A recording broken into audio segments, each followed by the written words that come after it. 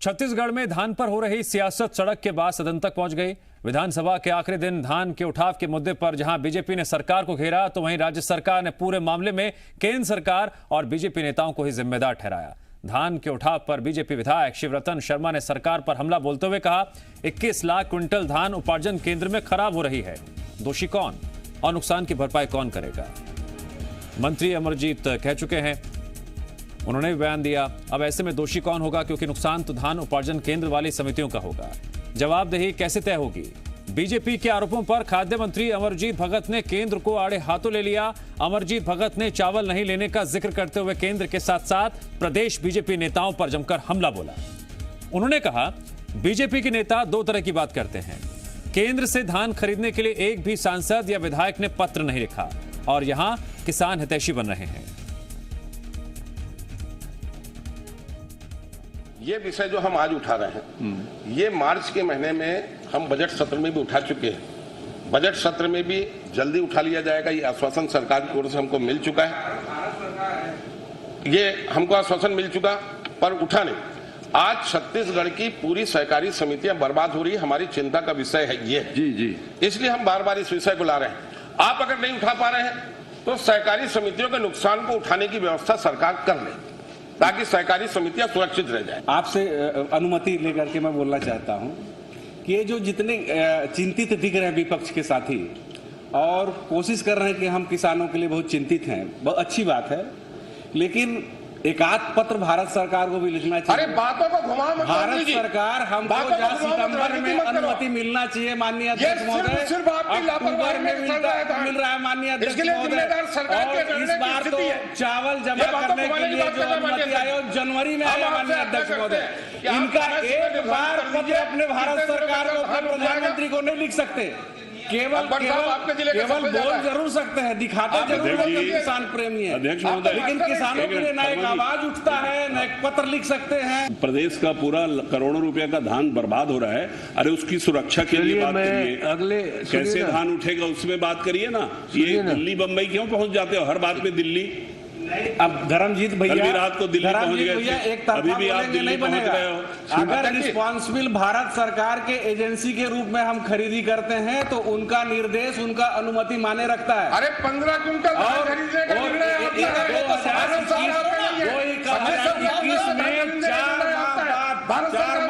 समय आया है।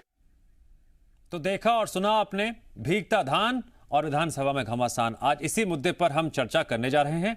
हमारे साथ एक खास पैनल जुड़ेगा। हमारे साथ आज बीजेपी किसान मोर्चा के प्रभारी संदीप शर्मा जुड़ रहे हैं। संदीप शर्मा जी, मैं आपका स्वागत करता हूं। और कांग्रेस प्रवक्ता सुशील आनंद शुक्ला जुड़ गए हैं। सुशील आनंद शुक्ला जी, मैं आपका भी स्वागत करता हूं। सबसे पहला सवाल सुशील आनंद शुक्ला जी मेरा आपसे है। नमस्कार। एक तरफ खबरें हैं, तस्वीरें हैं और वो धान है जो बारिश में भीग रहा है। बड़ा सवाल है, क्या धान बर्बाद हो रहा है? और अगर नहीं हो रहा है तो इसके पीछे सरकार का क्या तर्क है?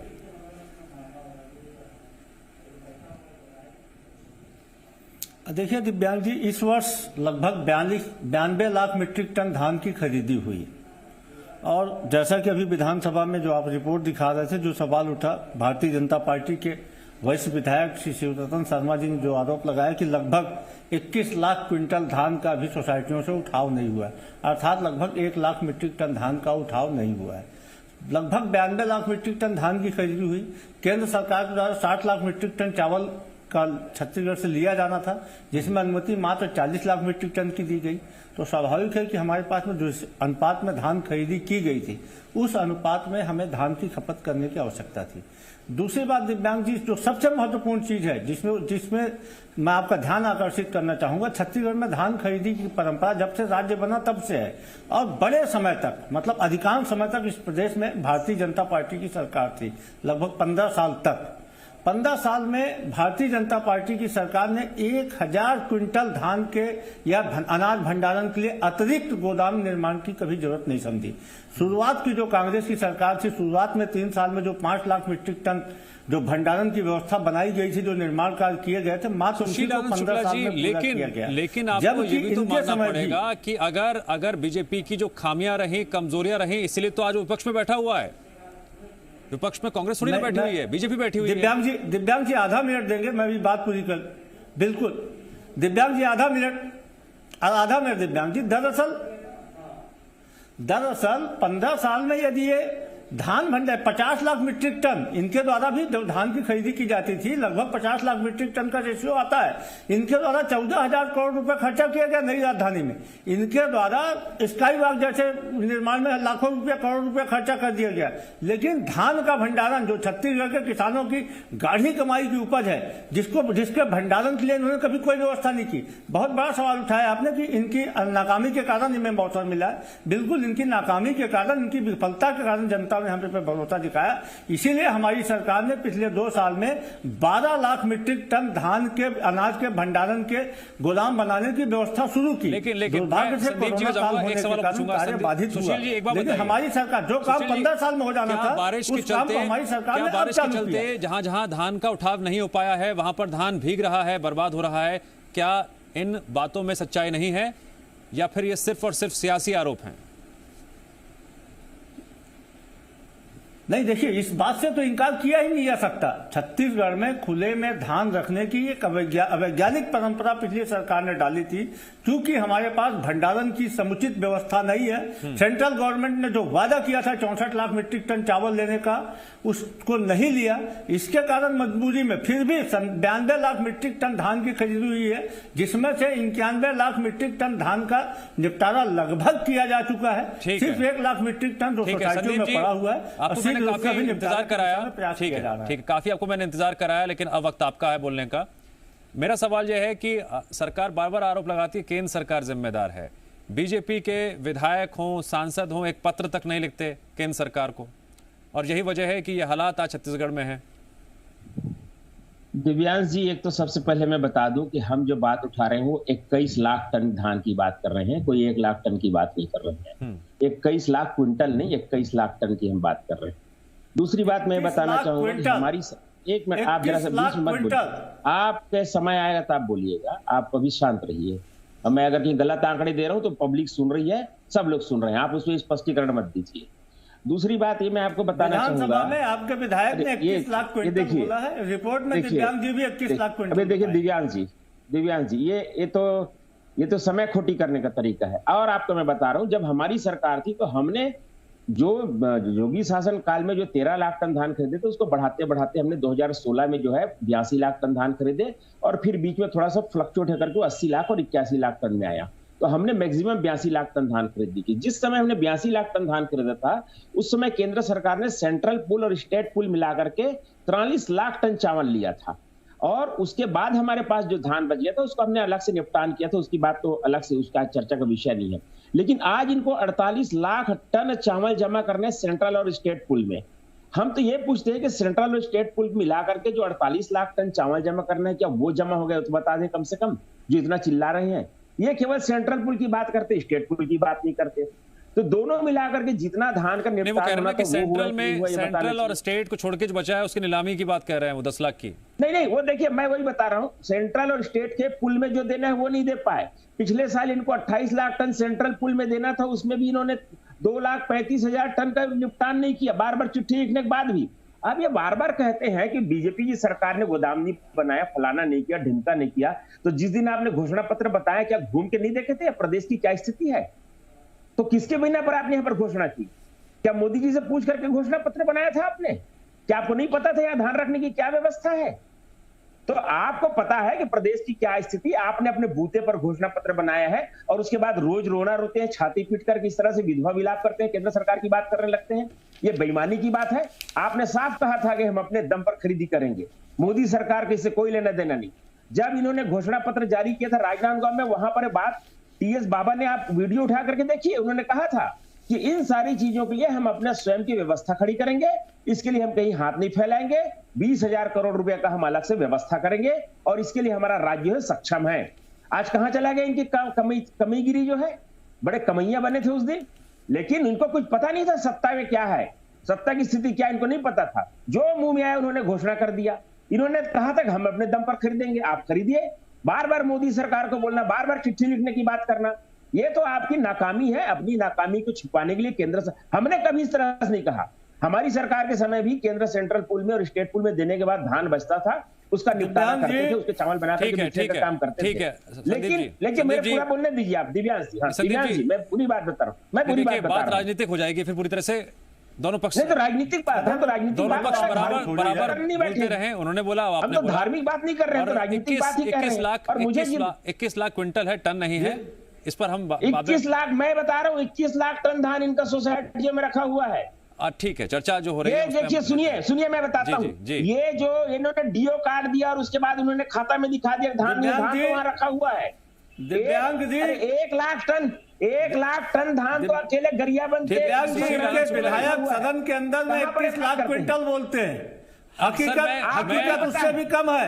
ये बता रहा है, मैं बताता हूँ इनके पास कौन से आंकड़े हैं। आपको नहीं पता है कुछ भी बात। 21 लाख टन धान है वो, और ये 5000 करोड़। अरे आपको क्या पता है जी, आप घर में बैठ के कुछ भी चिल्लाओगे, आप स्टेशन निकालोगे, आप कहाँ बैठ करके चिल्ला रहे हैं? आपको क्या पता है? सर मुद्दे पे रहते हैं, ठीक है, ये टन बनाम क्विंटल की बात छोड़ देते हैं फिलहाल। ठीक है संदीप जी 1 मिनट प्लीज। संदीप जी, गुजारिश है मेरी आपसे, आप 1 मिनट पहले, सुशील जी आप भी शांत हो जाइए। सुशील जी 1 मिनट शांत हो जाइए। आप सही बोल रहे हैं। संदीप जी और सुशील जी शांत हो जाइए, 1 मिनट, दोनों शांत हो जाइए। पहले तो आप दोनों से मेरी गुजारिश है, कृपया हम शांति के साथ चर्चा करें। चीख चिल्लाट से क्या हो जाएगा? कुछ हो जाएगा? बात बन जाएगी? नहीं, ठीक है। सुशील आनंद शुक्ला जी, अब जरा मुझे आप तथ्यों के आधार पर यह बताइए कि 72 घंटे में धान का उठाव हो जाना चाहिए था, तो जो संख्या आप बता रहे हैं, ठीक है, विपक्ष के अपने दावे, जो संख्या आप बता रहे हैं, तो फिर समस्या का हल क्या है? और अगर समस्या का हल नहीं निकलेगा तो जैसे जैसे घंटे बीतेंगे, आप देख ही रहे कितनी बारिश हो रही है, धान बर्बाद होता चला जाएगा, कहीं अंकुरित हो रहा है।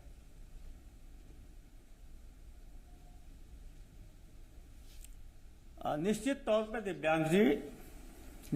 पे दिव्यांग जी कि धान की बर्बादी नहीं होनी चाहिए। हमारे किसानों के गाढ़ी कमाई की, गाढ़ी मेहनत से उत्पादित किया हुआ धान है। लेकिन फिर मैं वही बोल रहा हूं कि इसके पीछे दोषी कोई है। अभी जैसा स्वीकार कर रहे थे कि अपने घोषणा पत्र में, अरे भाई साहब, आपने जो नहीं किया वो दर्पण के समान छत्तीसगढ़ की जनता देख रही है। क्यों आपने गोडाउन नहीं बनाया? 15 साल तक सरकार में सिर्फ आपको भ्रष्टाचार करने के लिए बैठाए थे, नाम घोटाला करने के लिए बैठाए थे, छत्तीसगढ़ के पैसे को पनामा में जमा करने के लिए बैठाए थे, छत्तीसगढ़ के किसानों के धान के भंडारण की व्यवस्था क्यों नहीं किया आपने? आज आप विधानसभा के अंदर में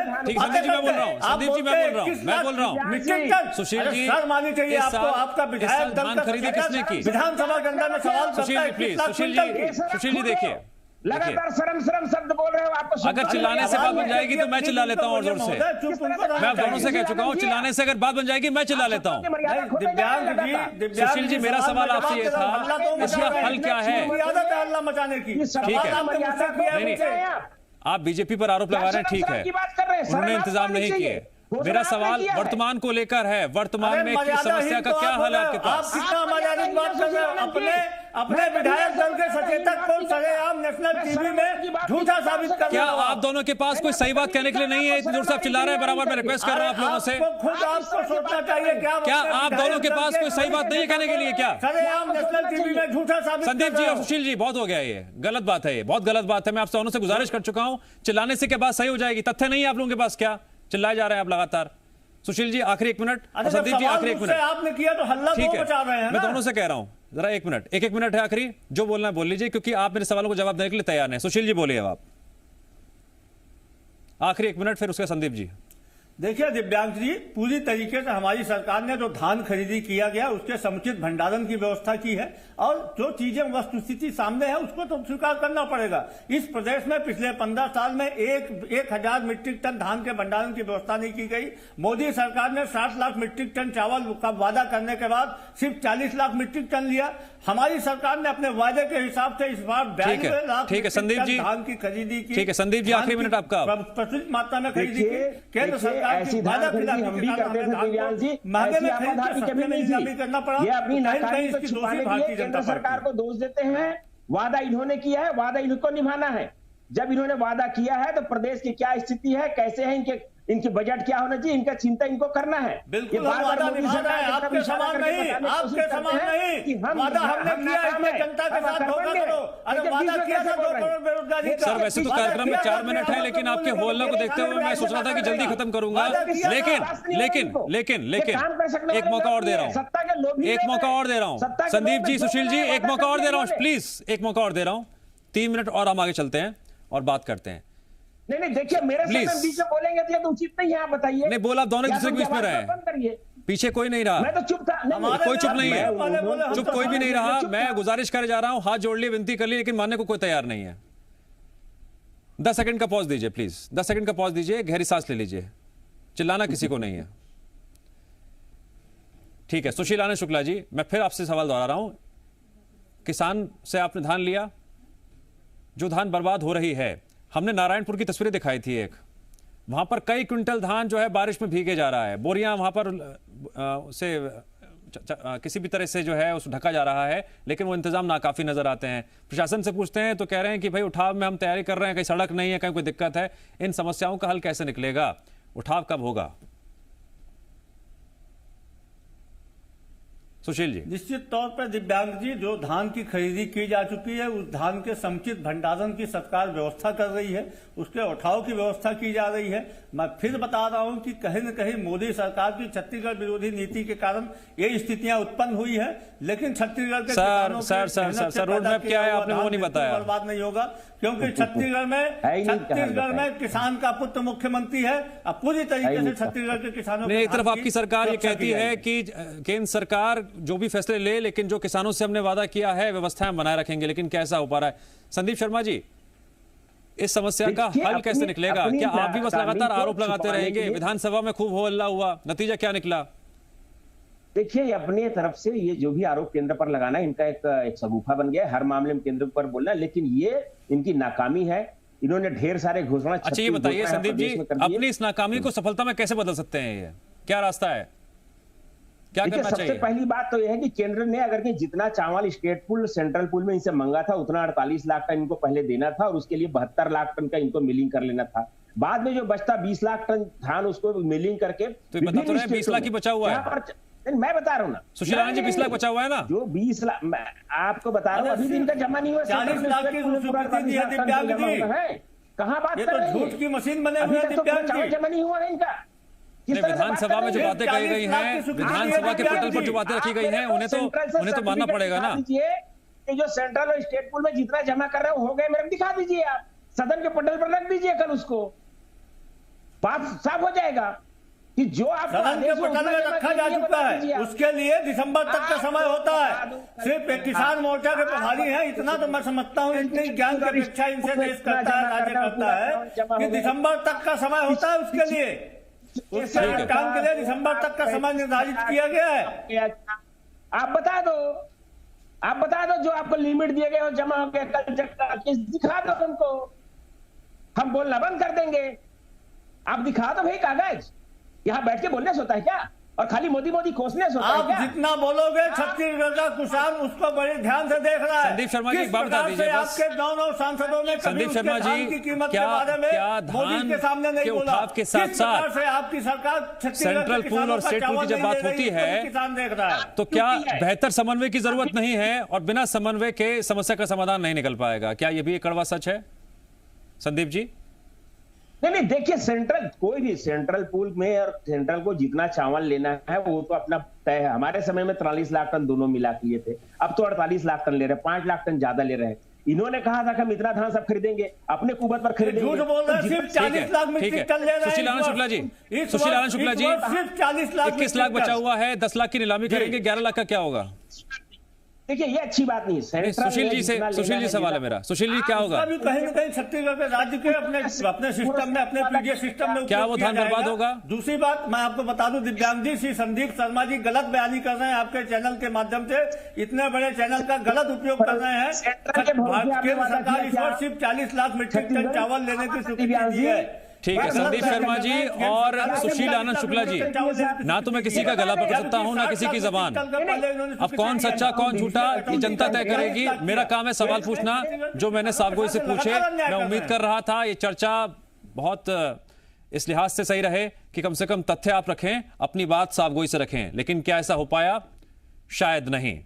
चीख चिल्लाहट और आक्रामकता में ही काफी वक्त जाहिर हो गया। बहरहाल आप दोनों मेहमानों का बहुत बहुत शुक्रिया इस चर्चा में जुड़ने के लिए।